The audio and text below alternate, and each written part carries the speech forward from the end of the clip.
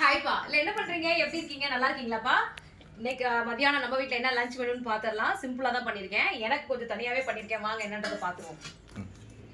சூடான சாப்பாடு போட்டுக்கலாம்.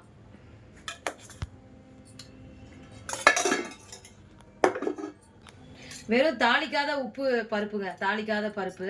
அதை போட்டு பிசைஞ்சு சாப்பிட்றலான்ட்டு. கொஞ்சமா வந்து மிளகு ரசம் வச்சிருக்கிறேன். சரி, கல்பனாவுக்கும் கொஞ்சம் சளி பிடிச்ச மாதிரி இருக்கு, அதனால மிளகு ரசம். மணத்தக்காளி கீரை பொரியல் பண்ணியிருக்கேன்ப்பா. மணத்தக்காளி கீரை பொரியல் பொரியல் தான். சூப்பரான வந்து ஒரு புதினா ஊறுகாய், புதினா இது சட்னி துவையல்னு சொல்லலாம், புளி வச்சு அரைக்கிறது. ஸோ இன்னைக்கு நம்ம வீட்டில் லஞ்ச் மெனு உப்பு பருப்பு சாப்பாடு, மணத்தக்காளி கீரை பொரியல், மிளகு ரசம், புதினா துவையல். உங்க வீட்டில் என்ன லஞ்ச் மெனுன்னு சொல்லுங்க.